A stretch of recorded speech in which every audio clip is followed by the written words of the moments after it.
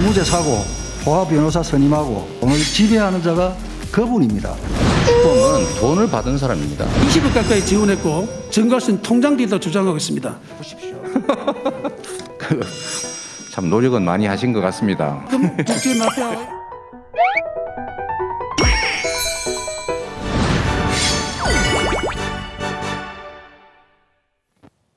대선을 앞두고 요동치는 여야 판세 여기저기서 수근수근 많은 이야기들이 흘러나오고 있죠. 그래서 준비했습니다. 속 시원하게 대선 판세를 파헤쳐보는 시간.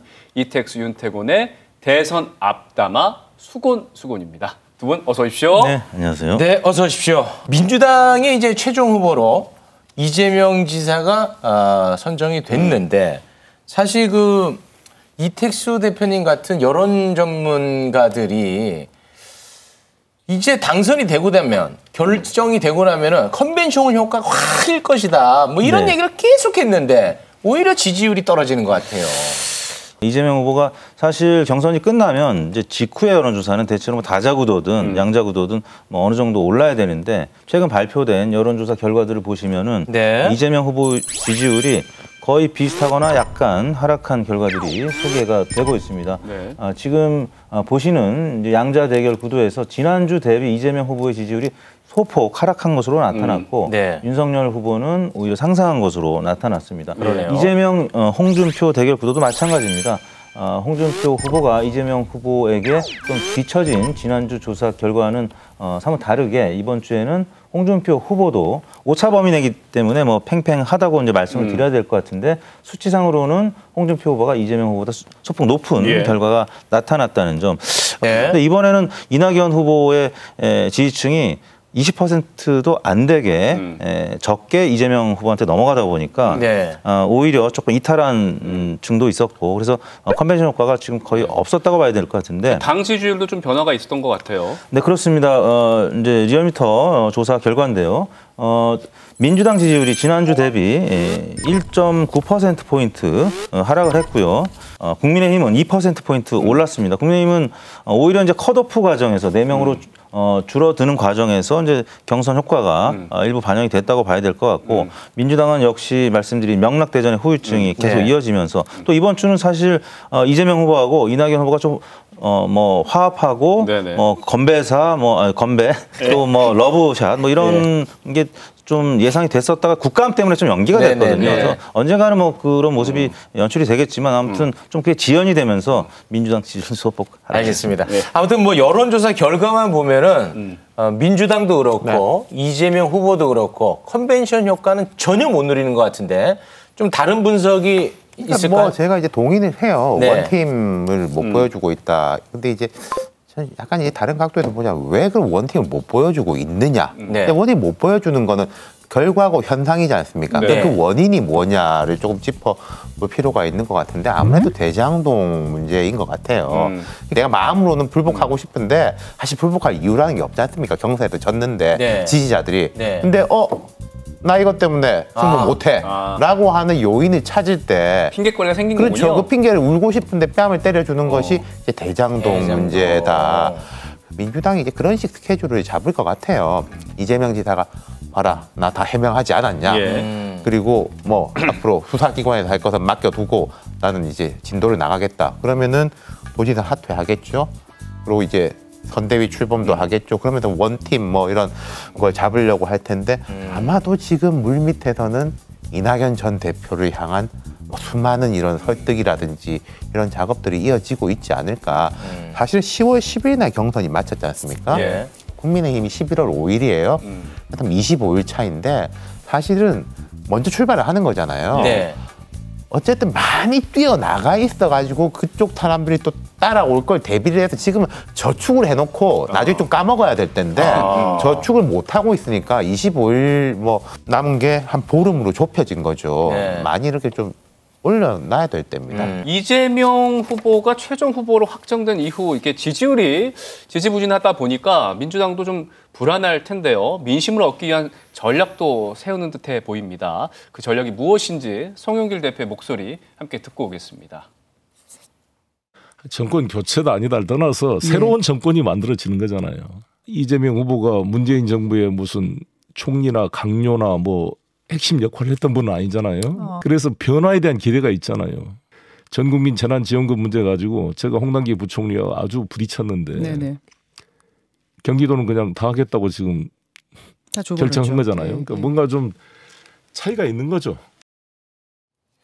네, 그러니까 정권 연장이라는 표현이 아니라 이재명 후보 당선도 새로운 정권 창출이다. 네. 이 발언 어떤 전략이고 어떤 의도고 우리는 어떻게 받아들여야 됩니까? 저 말은 맞아요. 지금까지 정권 재창출에 성공한 케이스들을 보면은 뭐 전두환에서 노태우, 네. 노태우에서 김영삼, 네. 이명박에서 박근혜 전부 다 되게 다른 이미지였어요. 다르게 가지고 가는 것이고 앞서 제가 이제 진도 말씀드렸는데 여당 후보가 먼저 이제 야당보다 먼저 서잖아요. 대체로 그렇습니다.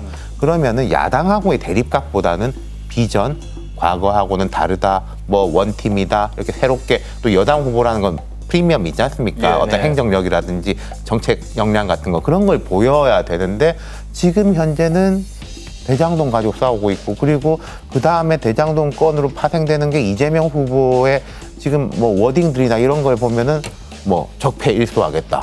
이제는 뭐 국민의힘을 뭐 어떻게 하겠다. 쥐를 잡겠다. 그런 식이니까 되게 약간 야당 후보 같은 느낌을 준단 말이에요. 그렇기 때문에 지금 차별화를 하는 방향이 조금 뭐랄까. 송영길 대표가 그런 말씀도 하셨는데 문재인 대통령 좀 착한데 우리 이재명 후보는 좀 다르지 않냐. 네. 그게 이제 강점이자 약점이긴 해요. 근데 이거를 이제 송 대표가 말씀하시는 게 약간 급해 보인다는 느낌은 있습니다. 이게 정책적인 이런 차별화보다는 그런 스타일적인 문제 그리고 차별화를 한다는 것은 사실은 여당 대선 후보가 대중적 지지를 바탕으로 사실은 임기 말에 대통령이 약간 인기가 없고 대선 후보가 강해가지고 끌고 나가고 네. 오히려 대통령을 약간 보호하고 이런 느낌을 주는 차별화거든요. 그런 식인데 지금은 오히려 청와대 지지율이 대선 후보보다 높다. 네. 그러니까 뭐 원팀을 만들고 이런 과정이 오히려 대통령이 뭔가 후보를 케어하는 듯한 느낌이니까 네. 이 상황이 안 좋죠.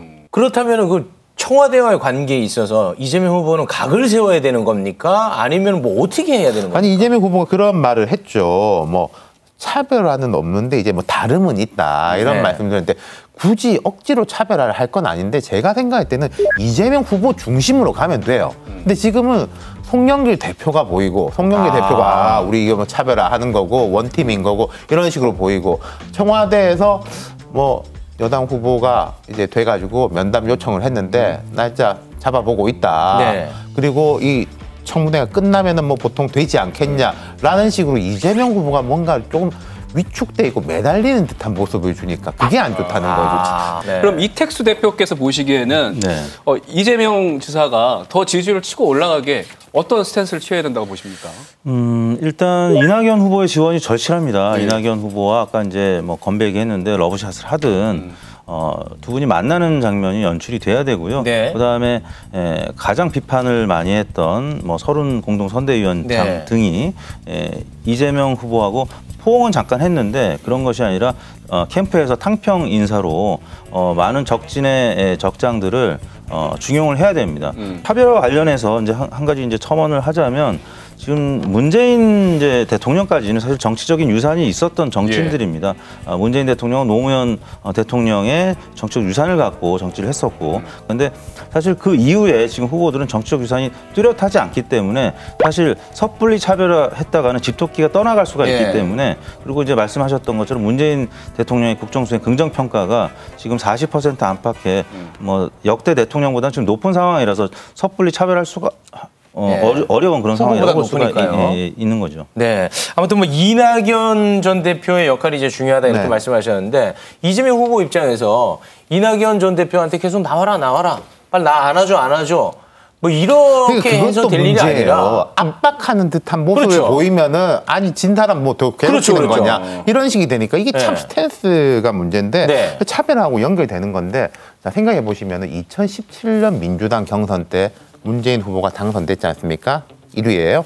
2위가 안희정, 3위가 이재명입니다. 이 구도가 되게 좋아요. 뭐냐면은 자 그때 이제 좀 통합과 안정, 약간 보수적인 충청권의 안희정이 오른쪽. 그리고 좀 강성 이미지였고 좀 터프한 이재명이 왼쪽, 그 가운데 문재인 이런 삼각 꼭지점과 안정된 느낌이 있는 거지 않습니까? 네. 그렇다면 지금 이재명 후보 입장에서는 이태국 대표 말씀하신 대로 아무래도 이낙연 후보가 안정적인 느낌을 주는 거잖아요. 네. 이 뭐 이낙연, 추미애 이런 식으로 가는 게 제일 좋은데 만약에 이낙연 후보 전 후보가 끝까지 안 나오고 그냥 뭐 추미애, 이재명 이러면 비슷한 느낌인 네네. 거지 않습니까? 강강의 느낌이니까 그게 이제 별로 썩 좋지는 않을 거다. 그러니까 차별화를 해야 된다. 우리가 말은 많이 하는데요. 어떤 차별화인지도 중요한데 그렇다면 문재인 대통령 중심으로 해서 이재명 후보가 오른쪽으로 차별화를 할 것이냐 왼쪽으로 차별화를 할 것이냐.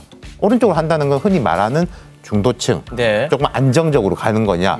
왼쪽으로 가는 건 좀 강하게 간다. 이런 네. 건데 지금 이재명 후보가 초반에는 조금 가운데 쪽 가려고 하는 느낌이었는데 대장동 벽에 부딪혀가지고 자꾸 왼쪽으로 강하게 가는 느낌이 있거든요. 그 부분도 조금 전략적으로 판단을 해봐야 될 거예요. 네.